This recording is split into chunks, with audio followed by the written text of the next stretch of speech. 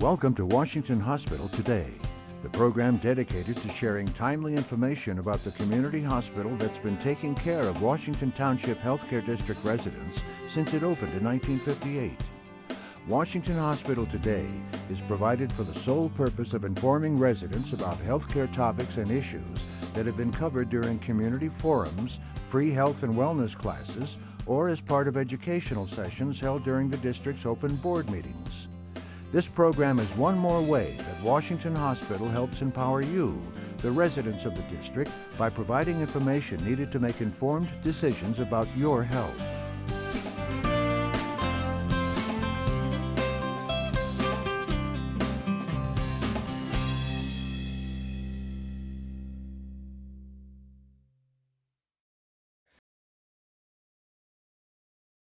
My name is Jason Yuag.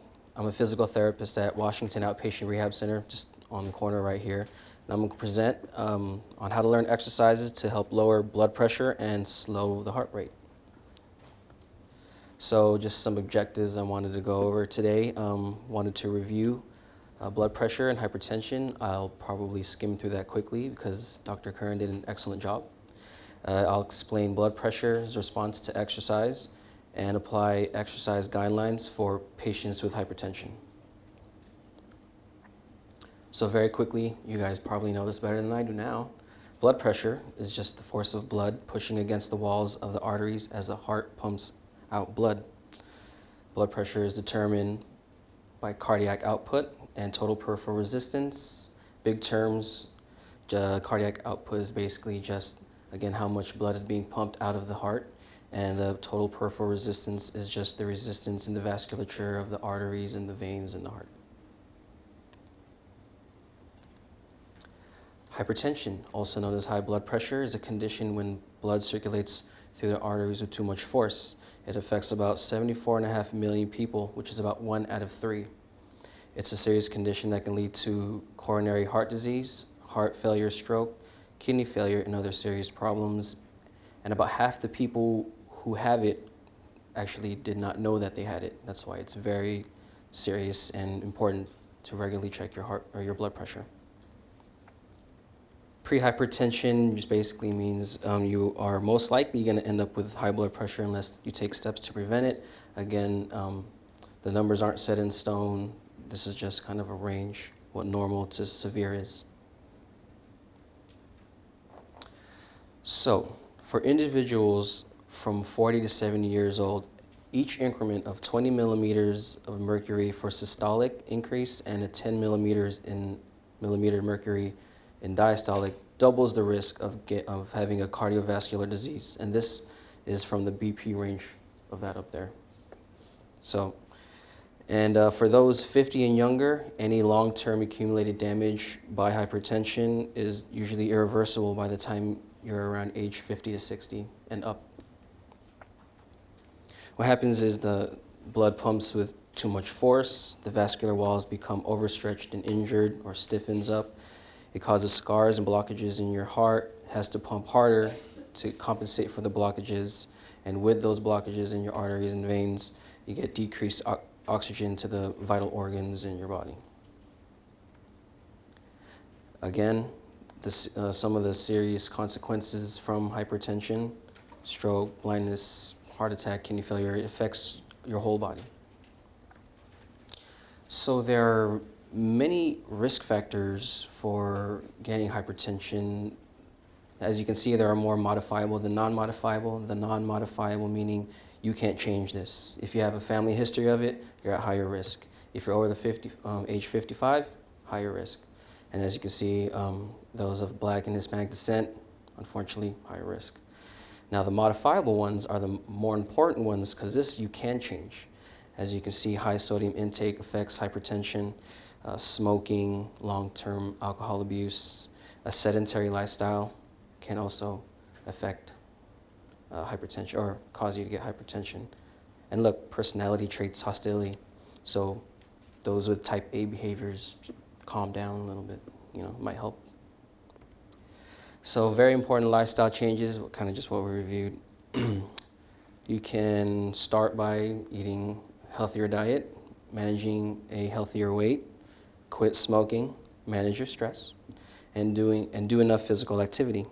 Very important. So, exercise's effects on blood pressure. When you exercise, the body delivers more blood to the muscles that you're using. Your heart rate increases and constricts the blood going towards the digestive system because at that time you are exercising, the muscles are being used more than anything else. Vasoconstriction, that's what happens when the body shunts blood going towards the digestive system.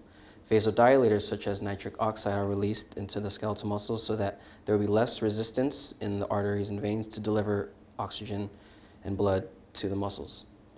And blood pressure does increase as your heart rate increases as you exercise. It is a normal response so that the heart can pump faster and harder so more blood can get delivered. So right after exercise, right after you complete a bout of endurance exercise, your blood pressure decreases, and that's a normal response because you're first increasing your heart rate a lot just so your body can compensate for all the extra activity, but then it decreases and becomes really effective at pumping blood out towards your muscles. And these decreases in blood pressure can actually last for up to 22 hours. The blood pressure follows due again to the cardiac output decrease, so your heart doesn't have to pump so much because it's gotten effective at it right after exercise. With chronic exercise, meaning long-term exercise, aerobic exercise, it has been shown that patients with mild to moderate hypertension, regular exercise training lowers both systolic and diastolic pressure approximately 6 to 8 millimeters of mercury at rest. Chronic exercise also decreases myocardial demand at rest and during exercise in a reduction in resting heart rate. That means your heart becomes more efficient in pumping the blood out. It gets stronger, and then more blood gets to all the vital organs that you need to without pumping so hard. Also, it has been estimated that a 2 millimeter mercury reduction in systolic blood pressure results in a 6% reduction in stroke mortality and a 4% reduction in mortality attributable to coronary heart disease. So, aerobic versus resistance training. Aerobic training has been shown to improve blood pressure, overall reduction of blood pressure with 3 to 2.4 millimeters of mercury. That's systolic over diastolic. However, in those with milder, moderate hypertension, the drops have been larger. It can decrease systolic by 13 millimeters of mercury and diastolic by 8. Studies have shown that lower intensity training is better, and lower intensity means about 65 to 70% of your heart rate max, of your maximum heart rate. And you can measure your maximum heart rate by taking the number 220 and subtracting your age. For example, you are a 50-year-old male or female, and your target heart rate is 70%. You take 220 and you subtract 50, you get 170. You take 170 and multiply it by 0.7, which is 70%, and your target heart rate is 119 beats per minute. And you want to stay within this range, plus or minus 5, if that's your target heart rate. So if you're going too fast and you realize your heart rate's too high, slow it down a little bit, vice versa. So a couple of ways to monitor your heart rate. You can get fancy and buy an expensive heart rate monitor, or you can just monitor it yourself. So to find your 2 very easy pulses, your radial pulse first. Everyone take your right wrist, and if you can, find your thumb, slide it down into the base of your hand just right here. Put 2 fingers down on the little indentation, and you can feel a pulse. Okay? No pulse? You're moving, I assume you're alive, so that's good. Okay, if you can't find that, for the carotid pulse, you pick an ear, usually your right ear, follow your jawline down on the inside right here, and just push in a little bit. A little pressure, not too much. Don't want anyone passing out on me. Okay, and once you find either or, you're gonna count how many beats there are in about 10 seconds. Okay, multiply that by 6, and that gives you your beats per minute. Okay? So, again, aerobic versus resistance training. There have been some contraindications, which means absolute no-no for resistance training. Anyone who has uncontrolled hypertension with a systolic blood pressure of over 160 or diastolic of over 100, resistance exercises, don't do it. It has also been found that with heavy resistance training, blood pressure actually increases due to the Valsalva maneuver. This, I'm pretty sure a lot of people have seen before, where you pick up something really heavy, hold your breath, bear down, like that. Blood pressure increases in a bad way. That's why people always tell you to breathe. Breathe. Breathing is very important. So, low versus high intensity resistance training. In a study done by Rezik et al., they compared 2 intensities, high intensity resistance training and low intensity resistance training. They focused on the exercises that you used for the study. They focused on major muscle groups and major exercises: bench press, leg lat pull down, leg curl, and bicep curl. And you'll see these later. The lower resistance group, low weights, high repetitions, and then the high intensity group did high weights, low repetitions. And that 1 RM is 1 rep max, which just means the maximum weight you can push for 1 rep. So as you can see, the lower intensity group did 3 sets of 20 repetitions at 40%, 1 rep max. Another group did 3 sets of 10 at 80%, 1 rep max. And both decreased systolic blood pressure after exercise. However, only the lower intensity group decreased diastolic blood pressure. So, based on the American College of Sports Medicine, they wrote out an exercise prescription for patients with hypertension. Frequency on most, preferably all days of the week. Intensity about, again, 65 to 70% heart rate max, which we all know how to figure out now, right? At least 30 minutes of continuous or accumulated physical activity per day. Now, it would be better if it was 30 minutes straight, but it would be also beneficial if you at least bulked it up into 10-minute sessions, okay? And again, you should primarily do endurance physical activity supplemented with low resistance training. And again, please consult a physician prior to starting any exercise program, especially those who have hypertension, high blood pressure, or are at risk for it. So some exercise guidelines for treating hypertension. Now, 30 minutes accumulated, 10 minutes here, 10 minutes there. You can break these up. Do something fun. Jogging, walking, bicycling, this guy's dancing for a good 10 minutes. That'll tire you out. You can go hiking. Make it enjoyable for yourself. Now, how do you know, again, if you're biking, don't take one hand off to trying to find your heart rate. But if you're able to talk at a normal pace when you're working out, you're probably not working out hard enough. If you're short of breath and you can barely get a word out, you're probably working out too hard. So if you're exercising with someone, it should be a very short conversation every single time. For resistance exercises, you should focus on the major muscle groups: chest, back, legs, and arms. Again, low weights, high reps, about 3 sets of 15 to 20 reps. So some exercises that you can do at home for those who don't have a gym or any equipment, fairly simple exercises. Squats, work the quads and the glutes. I'm about to come out here. I guess I can't show you.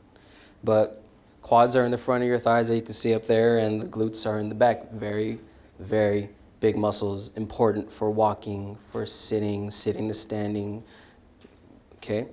To perform a squat, you can do what this lady is doing. She's having a chair behind her. She comes down slowly, and you can do this also in front of a counter so that just in case you lose, for those who have poor balance, you can hang on to the counter, slowly come down, let your bottom hit the seat, and then come back up. And I want to show you. All right, so when performing a squat, a lot of people, you squat down, pick something up. I hope you guys can see this. But you bend down like this. Can you guys see that? Okay. Now, the problem with that is When you're coming down like this, when your knees pass your toes, there's a lot of force coming down on your knees, and the right muscles aren't working. Instead of doing something like this, where you're coming down and how you see how your knees don't pass your toes, this is all muscles working, less pressure on the knees. So you want to come down slowly like this, and then come back up. Again, have the counter in front of you, have the chair behind you as a target, just so that you come down, hit it, and come back up, and that's how you perform a squat correctly. I don't want you coming back with knee problems saying that I made you do it. Okay, lunges. More higher level patients when squats get boring. Again, you have to have decent balance for this because you're going to be on one leg at a time. So, come forward, do a half squat when you come down, let your knee barely graze the ground, and come back up. Notice my front leg. It doesn't pass my knee like this. Because, did you hear that pop? That was me. That kind of hurt. Okay? Don't try that at home. Again, when you come down, don't let your knee pass your toe. Okay? All muscles working. Another fairly simple exercise you can work on at home, knee extensions. Work the quads again. What you want to do is fairly easy, safe. Hopefully you don't fall sitting down from a chair. All you got to do is straighten out your knee to the point where it doesn't hurt and bring it back down. Up and down. Now, when you get to the top, make sure you really squeeze it, but it doesn't hurt, okay? Make sure it doesn't hurt. And back down. Fairly simple exercises. This exercise works the quads, very important muscle again for walking and sitting and standing. I'm not doing that one on the ground. But that's called a bridge. It's a good exercise to work the glutes and the hamstrings. She's really advanced. She goes really high. You don't have to go that high when you're doing this exercise. But when you come up like that, you're working the hamstrings, which is the back of your thigh right here, and your glutes. And you just come up to a comfortable kind of position and then lower your body back down. Calf raises. Fairly simple exercise. Works the calves right here. Again, if you can stand, you have good balance, stand at a counter and just go up on your tippy toes and back down. Easy things you can do at home. For those whose balance isn't that great, you can do exercises even in a chair. Sitting marches. Just sit, march. Actually works your hip flexors, which is the front of your thigh right here, fairly well. Okay. Again, for those who have good balance, you can work the sides of your hip. These are very important for walking. A lot of people who have, these are hip abductors. This is the side of your hip. People who have weak hip abductors tend to have back pain. That's what we generally see in the clinic. Also hip pain, also knee pain. So as you can see, very important muscle. You can just do this standing at the side of a counter again. You want to come out to just about here, okay? Normal range of motion for your hip and abduction coming out this way is about 45 degrees. Anything more than that, you're cheating, okay? And you're not getting the muscle that you want to get. And you want to do things at a slower pace, okay? Not this. Then you're just using momentum, you'll probably fall. Hip extensions works the glutes again. So you want to come back about right. There's about 45 degrees again. 30, 45 degrees. And that's the normal hip range of motion. Anything more, you're cheating. Okay? Again, those with good balance, who have good standing endurance, can do this exercise. Okay, upper body. Fairly simple exercises that you can do sitting down. Works the shoulders, very important.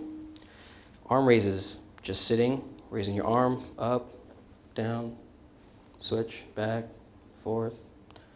Now, if that gets easy and the weight of your hand is in the challenge, you can carry like a can of soup, a book, something you have a good grip on, add more resistance. Okay, 15 to 20 reps. Again, you start to feel a burn around 15. Shoulder rolls, very good exercise that works your shoulders. You can go forward or you can go back. Again, this is a good exercise for people with bad posture because they tend to sit like this. I'm pretty sure the majority of you guys are doing that right now. I can see it. You don't have to say nothing. So, sorry. How about everyone do a couple shoulder rolls? Get out of that bad posture. All right. Good. So those higher level, want to work your biceps, you can get either like a can of soup or a book again, something you can grip fairly well, and just curl your arm up like this. What we have in our clinic, we have a lot of TheraBand type of things, add good resistance. You can do this sitting down. You could step on the TheraBand and just curl up like this, okay? And again, depending on where you go, different stores have TheraBands like this. Usually different colors indicate different resistance, different strength. For us, yellow is the lightest one, and didn't want to tire myself out, so I got the easiest one. For rows are very important, is a very important exercise. It works your back. Again, as you get tired, as you go through the day, you start doing this because you're so tired. You watch TV like this. Strengthen your back muscles, and your body will naturally stay upright, okay? You work those postural muscles, you stay strong, you don't develop back, neck pain, shoulder pain because of your bad posture. To do this exercise, I need a door, but I don't have one, so I'll just follow this lady. More higher level people can do wall push-ups, works the chest and the triceps. If you can't do a push-up on the ground, it's a little more difficult, find a wall, and you just want to slowly push yourself off the wall. Make sure you don't push too hard or you will fall backwards. I've tried it. You can do chair dips, which work, again, more higher level people who have a stronger upper body. You can do the chair dips, which work your chest, your triceps, and your shoulders. Again, all these exercises can be done at the gym, okay? This lady right here, she's doing the shoulder raises. That guy's doing the knee extensions, you know, kicking out like this. That guy's doing like a squat on a machine. She's doing bicep curls. He's doing dips, push-up or chest press. Again, make sure you contact your physician, primary care physician, if you want to start an exercise program. Make sure you're appropriate for it. At our clinic, we have a program. It's called Super Slow. It's a strength and conditioning program where you get one-on-one training with a certified trainer. You get about 20 minutes, and you get one-on-one time. And it's good because to have someone, you know, train, because you can have him monitor your symptoms just in case you start feeling symptoms. He'll always be, someone will be there to spot you, make sure you're not pushing too much weight. He'll pick the appropriate weight for you, and you can get a whole workout in your whole body in about 20 minutes. It's called super slow because when you're lifting the weights, you're going super slow. Serious. So again, if you can't get to these exercises, the accumulated physical activity benefits you, okay? It's a lifestyle modification, okay? You know, you got to start changing how you do things. For example, park far. I know everyone's always in a rush to find the perfect parking spot at the mall or the grocery store because you're always in a rush. But, you know, how long do you have to wait to get that perfect parking spot? Like 5-10 minutes when you can just park all the way in the back already and take that 5-10 minutes walk right there, and that's one bout of your 10 minutes? You're welcome. Take the stairs. For those who can, again, if you have knee problems or back problems, I don't want you trying to blame me because I told you to take the stairs. It's just an example. You know, if there's stairs there and you're able to do it. Walk the dog more. If you have kids, grandkids, play with them more. Work in the yard. It's hot outside, you know. It's nice weather. Take advantage of it. Clean the house. Even clean the house, you can work up a good sweat. Mopping, vacuuming, dusting, stuff like that. Play sports, go fishing, something fun. Here's an example. A MET is what clinicians use to measure your energy expenditure. Okay, how much you're burning. 1 MET is equal to sitting down and not moving, which is us watching TV or on the computer. When you're sitting and actually talking, you burn 1.8 METs. Okay, walking for fun, you burn 3.3. Okay, mowing the lawn, you burn 5.5 METs. Walk, jog combination, it's fairly simple. It's something you can do, about 6 METs. Look at how much you burn carrying groceries upstairs, 7.5 METs. I think that's weird how it's more than shooting baskets, basketball court. Guess I'm not burning as much as I thought I was. But so that's kind of an example of just what daily activity, how much you can burn with daily activities. So in summary, hypertension, very serious medical problem that can lead to other health problems. Exercise has been shown to be effective in the prevention and treatment of hypertension. And exercise, again, should be done at a low intensity most days of the week. It should be primarily aerobic training, supplemented with resistance training, low intensity resistance training, and always, always, always, always, always, always consult a physician before starting any exercise regimen. Okay, Let's thank Jason. Thank you so much. Thank you.